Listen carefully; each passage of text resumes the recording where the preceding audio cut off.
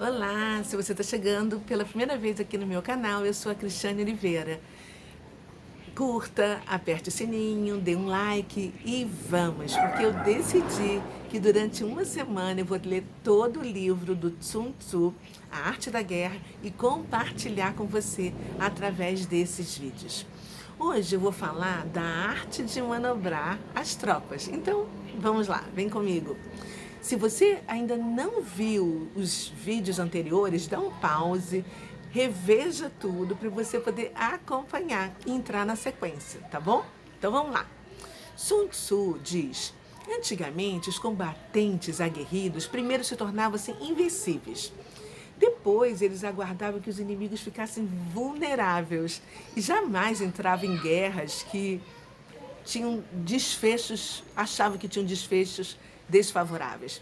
Eles se seguravam da vitória. Se a ocasião de investir não era favorável, eles aguardavam tempos mais propícios. Tinham como princípio que só se pode ser vencido por erro próprio e só se atinge a vitória por erro do inimigo. Uau! Que revelação, hein? A garantia de nos tornarmos invencíveis está em nossas próprias mãos. Tornar o inimigo vulnerável só depende dele próprio. Conhecer os meios que se asseguram a vitória não significa obtê-la. Assim, os hábeis generais sabiam primeiramente que deviam temer ou esperar, e avançavam ou recuavam, lutavam ou se entrincheiravam, segundo o conhecimento que tinham tanto respeito das próprias tropas quanto das do inimigo. Acreditando-se, superiores, eles não, hesitavam em tomar iniciativa. E acreditando que eram inferiores, eles batiam em retirada e ficavam na defensiva. A invencibilidade está na defesa. A possibilidade de vitória está no ataque. Porque quem se defende mostra que a sua força é insuficiente, mas quem ataca mostra que é abundante. A arte de manter-se na defensiva não iguala a combater com sucesso. Os generais hábeis na defesa devem se esconder no âmago da terra, e os que querem brilhar na terra devem levar-se aos céus. Para colocar na defensiva contra o inimigo, é preciso esconder-se no seio da terra, com os veios das águas que não sabem de onde emanam e de onde, vêm as ramificações que são insondáveis. Assim ocultarás todas as tuas diligências, que será impenetrável. Aqueles que combatem devem elevar-se nas alturas, devem combater de tal forma que o universo inteiro vibre com o intrépido de sua glória. Em ambos os casos, deve-se usar a própria integridade física. Deve buscar a arte de vencer daqueles que trilham o caminho com honra e querer suplantar todos e requintar-se nas artes militares. Isso significa correr o risco de não se igualar aos grandes mestres. Significa se expor e ficar infinitamente aquém, pois nesse caso, o ótimo é inimigo do bom. Conseguir vitórias por meio de combate foi considerado em todos os tempos, por todo o universo, como algo bom. Ouso te dizer, todavia, que esse é mais um caso que o excelente é pior do que o ruim. Uau!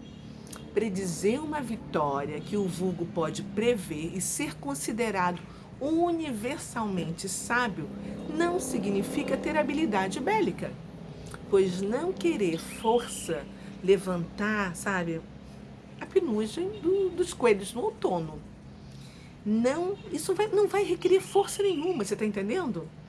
Não são necessários olhos penetrantes para distinguir o sol da lua, nem se requer ouvido apurado para se ouvir o ronco do trovão. Nada mais fácil, nada mais simples do que isso. Os hábeis guerreiros não encontram dificuldades maiores do que essas nos combatentes. Eles agem de forma que vencem a batalha depois de terem criado as condições apropriadas. Eles preveem todas as eventualidades, conhecem a situação do inimigo, conhecem as suas forças e não ignoram o que podem fazer e até onde podem ir. A vitória é uma decorrência natural deste saber. Assim, as vitórias obtidas por um mestre no arte da guerra não lhe garantiriam nem a reputação de sábio, nem de um homem de valor. O homem ou a mulher comum não compreende que uma vitória possa ser obtida antes que a situação se cristalize.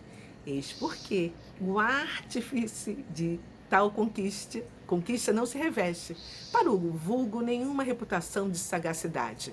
Antes a lâmina, do seu gládio se manche de sangue, o Estado já está subjugado.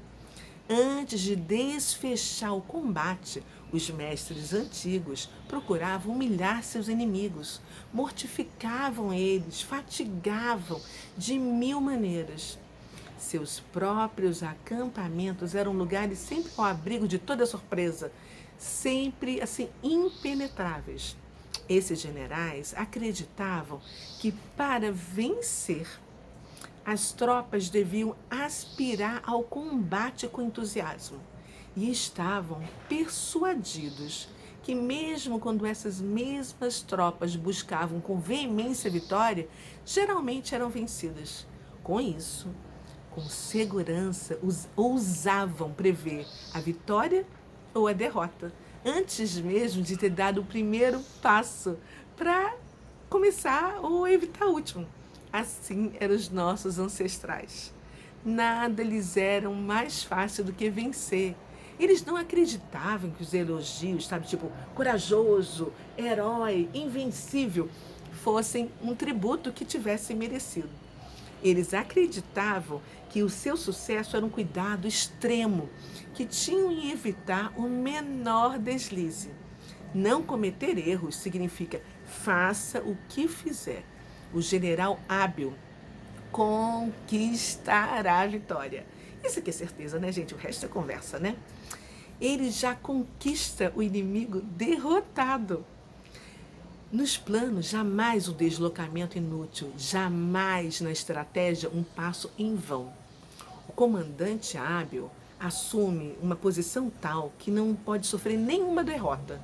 Não negligencia nenhuma circunstância que lhe garanta o controle do inimigo.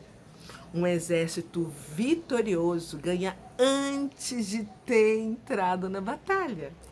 Um exército fadado à vitória combate na esperança de ganhar. Aqueles que são zelosos no arte da guerra cultivam o tal e aderem à sua doutrina. São, portanto, capazes de formular políticas de vitória. Eles não permitem que as tropas mostrem uma confiança demasiadamente cega, que degenere presunção. As tropas que sonham com vitória são tímidas, presunçosas ou debilitadas pela preguiça. Contrário que aquelas que, sem pensar na vitória, exigem um combate e são tropas enrijecidas, aguerridas, destinadas a vencer. Eu abro um parênteses para você que não sabe qual é o significado de tal. Tal é um caráter chinês, assim, pelo caminho. É o conceito de conhecimento intuitivo da vida, que você assim, não aprende por aí, mas tão somente dentro assim, da filosofia tradicional da religião chinesa. Bom, agora eu vou te revelar os 5 elementos da arte da guerra. Primeiro, a medida do espaço. Segundo, a avaliação das quantidades. Terceiro, as regras de cálculo. Quarto, as comparações. E por último e quinto, as chances de vitória. As medidas do espaço, elas derivam do terreno. As quantidades derivam das medidas, os números vêm das quantidades. As comparações decorrem dos números e a vitória é o fruto das comparações. É pela disposição das forças que um general vitorioso é capaz de levar os seus homens ao combate. levando ao patamar de águas represadas, que súbito liberadas mergulham no abismo incomensurável. Você que está à frente de um exército deve se tornar digno daquilo que você exerce, daquilo que você faz. Avalie as medidas que contêm as quantidades e as que determinam as dimensões. Lembre-se das regras de cálculo. Considere os efeitos da balança. A vitória é o fruto de um cálculo exato. É preciso considerar as diferentes medidas, pois elas vão te levar ao conhecimento do que a terra pode te oferecer de útil. Só assim você vai conhecer, saber os frutos que ela produz e vai poder usufruir deles. E você não pode ignorar os diferentes caminhos que você vai percorrer para atingir de forma segura o seu alvo fixado. Somente mobilize a população, recrute as tropas, após fazer todos os cálculos e verificar se o inimigo pode ser atacado. Aprenda a distribuir de forma justa as provisões e todos os alimentos e tudo que é necessário, sem nunca cair no excesso, no mais ou do pouco. Seja imparcial. Tenha sempre em mente todas as vitórias recentes que você conquistou e todas as circunstâncias e detalhes que fizeram parte dela, para não ignorar tudo o que aconteceu. E aí você saberá a vantagem e os prejuízos que trouxeram aos próprios vencedores. Existe um verso chinês que fala que um Y ultrapassa um Chu. Isso porque um Y pesa cerca de 700 gramas. Já um Chu não atinge sequer 1 grama. Então, os pratos de uma balança, o Y vence o Chu. Então, seja você, para os seus inimigos, o Y, que ultrapassa o Chu. Jamais se sinta confortável depois da primeira vantagem e não dê às suas tropas o repouso precipitado. Seja capaz de empunhalar sua arma tão rápido como uma corrente que desce pelo desfiladeiro e seu inimigo não dê tempo sequer de se dar conta do que está acontecendo. E você só vai colher os louros dessa vitória quando a derrota completa do seu inimigo, sabe, quando você tiver segurança e puder andar com tranquilidade. Antes disso, nem pensar. Pois é. Esse é um capítulo que deve mexer muito com o nosso conforto, porque todos nós queremos uma vida melhor, né? Mas nós nos amarramos a uma vida medíocre, com conforto que é um desconforto. Fica ligado aqui comigo, porque eu vou continuar lendo e trazendo, sabe, para compartilhar com você tudo o que está neste livro que nós precisamos saber para a nossa vida. Até lá, até a próxima. Tchau, obrigada.